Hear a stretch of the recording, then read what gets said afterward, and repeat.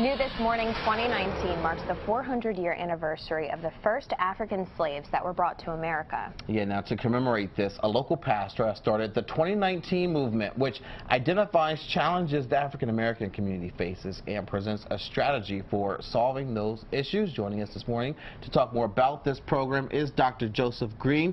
Dr. Green, thank you so much for being with us this morning. My pleasure. Thank you for having me. To Harrisburg now, where a group is looking to address the issues African Americans are still dealing with in the 21st century. The 19 movement gathered this morning to identify some of the primary challenges the black community is facing and how they can be fixed.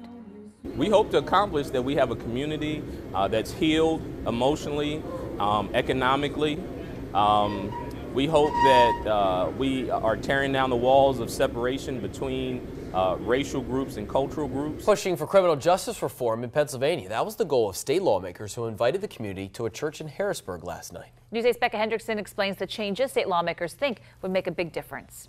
Lawmakers say they have a lot of goals for criminal justice reform, from addiction to human trafficking, but they say in order to get anything done, they need the public on their side. In order to change things, you have to educate people. That's why state senators invited people to Living Water Community Church to learn about the issues affecting their neighborhoods. Called a Department of Corrections because it is intended to correct people. But lawmakers say too often jail becomes a revolving door for offenders.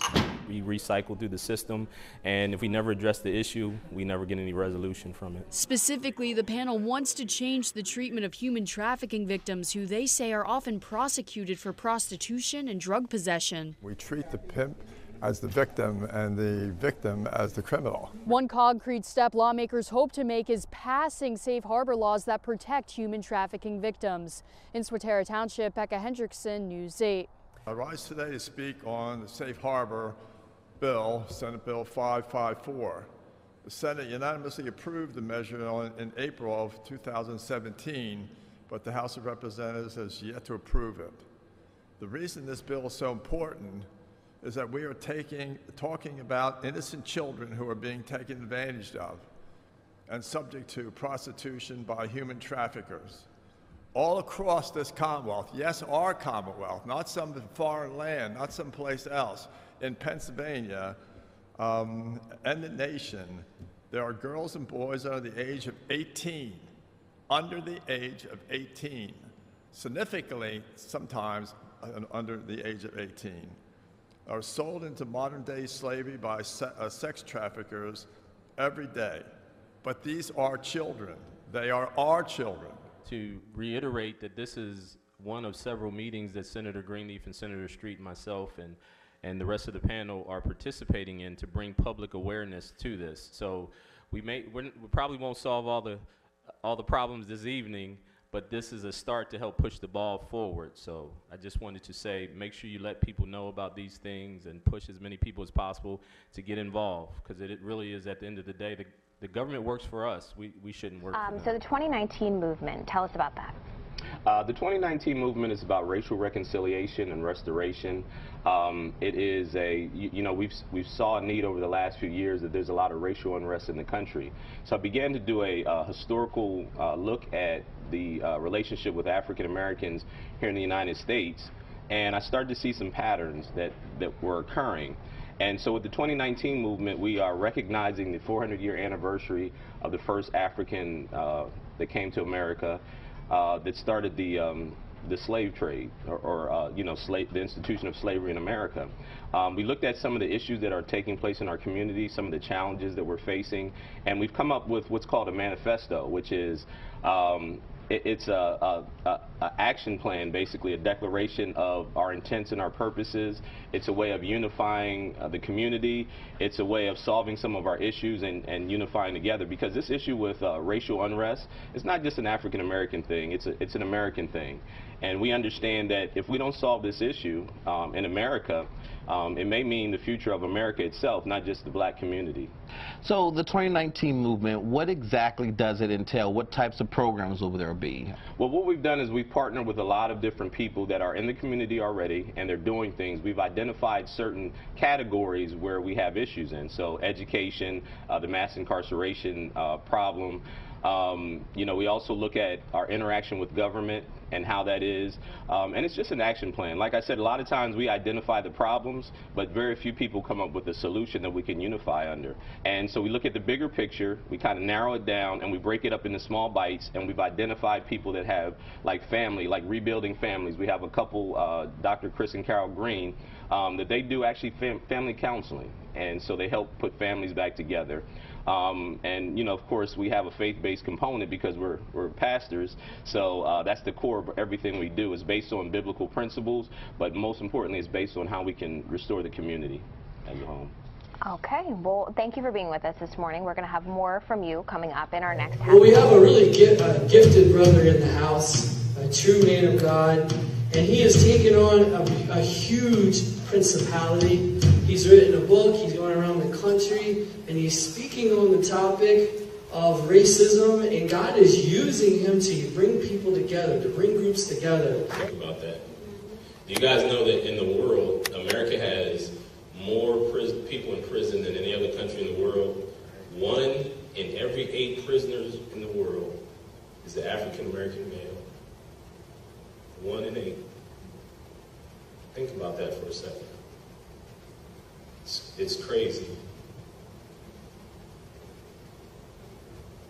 So, another startling statistic, and of course, all this is factual, I just want you to understand. And when I tell you that these are things that should really bother us, because God is a God of justice. The things that as a pastor, and this is no throwing shade at my colleagues here, but at the end of the day, the government doesn't do a great job at raising families or reconnecting families. And so, as a community person, especially as a pastor, I always try to encourage more of partnerships between, not only do we do prison reform on the one end and to make pathways back to being reacclimated into the community, and at some point in time your debt's been paid, you should have your slate kind of wiped clean as a regular practice, but also that we do a better job at raising families and connecting families and putting things back together than the government can. And so I never want to put a whole lot of weight on the elected officials to help to raise our families. And I know you don't do that because you're grassroots, but it really takes community awareness and the churches and the faith-based programs to really spearhead this and to just partner with the government. So as we do criminal justice reform, we also have to get these partnerships where our taxpayer money helps to partner and to support these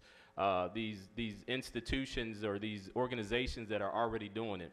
So we started the 2019 movement, which is about that, simply that, trying to fulfill the promise that was given to Abraham for God's people. God's people were supposed to come together, and the image and the image and the likeness of God is unity in the midst of diversity.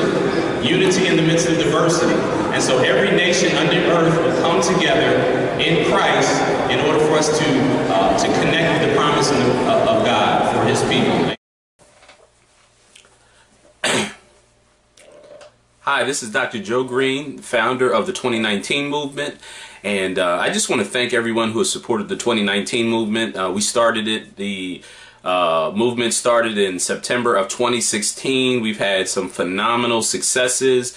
Let's talk about the cities we've been to. We've been to Philadelphia, Pastor Delzor Terrell. We were in Brooklyn, New York. We've been, of course, to Harrisburg. We've been to Houston. Pastor Dr. Phineas Kenethia, love you, God bless you. We were in South Carolina. We've been to Atlanta, and we just thank God. Melanie Williams and Ronald Barr and all the rest of us who supported it. Also, I want to give a shout out to Pastor Dr. Vanessa Battle, who supports us down in Atlanta. Bless you all. Thank you for everyone who has supported us, everyone who supported our videos and who has contributed. In Harrisburg, Pastor Terry Lamer, Pastor Mike Leonzo, Pastor Dave Landis, everyone else who supported the 2019 movement. It's been such a blessing, and the best is yet to come. I'd like to inject a little bit of humor in my presentation. primarily because when we talk about very serious and emotional issues sometimes, it's good to keep a little bit of levity because it helps to keep the atmosphere in a place that we can all receive all that I believe that the Lord has given us. So some of you may have heard this story before. It's the story of the pig, the cow, and the chicken. It was a farm, and it was breakfast time. And so the farmer's wife came out and she went to get the things to prepare for breakfast. So first she comes out and she gets the cow. And as she begins to carry the cow out of the barn, the pig begins to laugh because he knows that the cow is in big trouble. And he starts to make fun of the cow. Then the farmer's wife comes back later and gets the chicken. And again, the pig begins to laugh because it doesn't concern the pig. And he's saying, well, hey, it sucks to be you. Glad I'm not a chicken today.